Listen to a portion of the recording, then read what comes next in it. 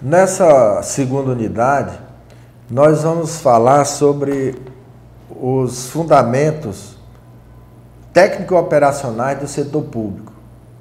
Começamos por gestão pública. A gente vai definir gestão pública. Alguns autores tendem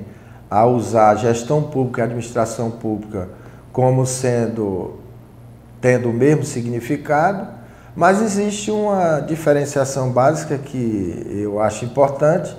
que é o fato de que gestão pública deve se relacionar à administração pública com letras minúsculas, no sentido de operacionalização de serviços, tomada de decisões que tem por objeto a sociedade, seja ela nacional ou internacional,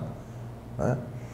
E a gestão pública, que nós estamos tratando aqui, ela vai diferenciar de forma marcada as características do setor público e do setor privado, com ênfase no setor público. E para esclarecer melhor esse funcionamento técnico-operacional da administração, nós não poderíamos deixar de falar sobre o financiamento do setor público, através de impostos, através de contribuições por melhorias e taxas,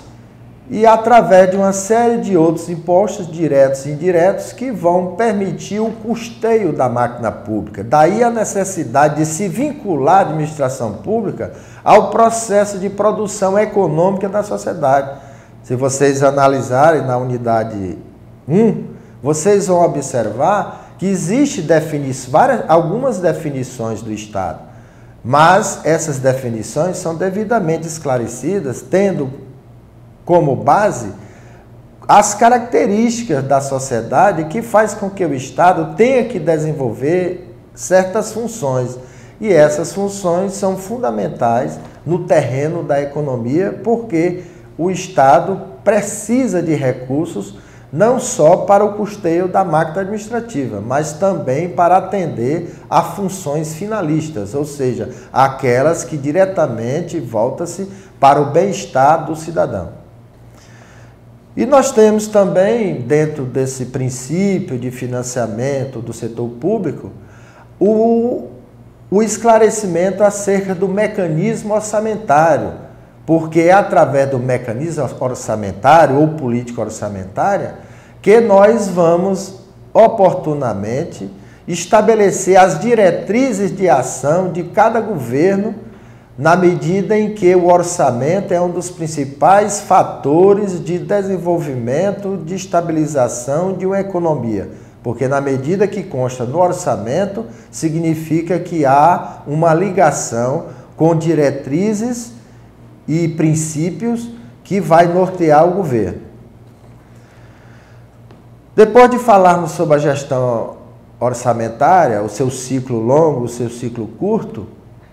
nós falamos sobre o perfil do gestor público. Qual é o perfil do gestor público? Nós então fazemos uma análise do perfil do gestor público,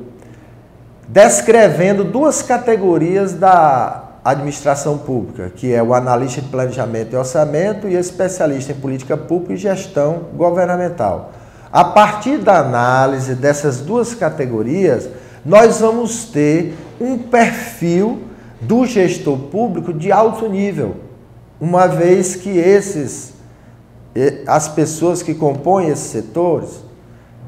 são pessoas que integram as carreiras típicas de Estado, ou seja, são funções que, por serem típicas de Estado, devem ter uma legislação que proteja essas pessoas, porque são técnicos da mais alta formação do Estado. E o Estado precisa desenvolver uma melhor racionalização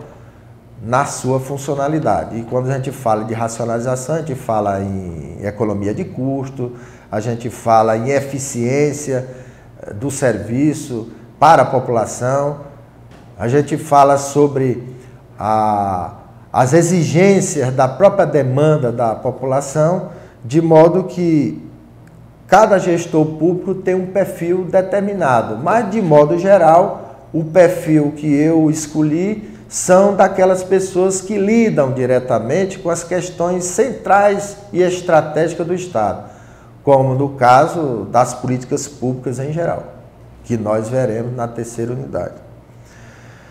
No fim da segunda unidade, a gente fala um pouco sobre a nova administração pública.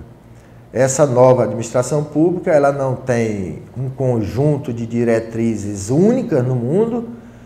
ela se caracteriza por alguns traços que em alguns países predominam e em outros não, mas de modo geral, a nova administração pública vem a ser um conjunto de técnicas, métodos, abordagens, princípios e valores, particularmente oriundo da administração privada, no intuito de atribuir uma maior capacidade de sinergia, de dinâmica ao funcionamento da administração pública, que cada vez mais é exigido porque a população cresce e também se esclarece. E na medida que a população se esclarece, a população então começa a exigir mais. Quando a população percebe que é uma obrigação e não um favor do Estado conceder políticas públicas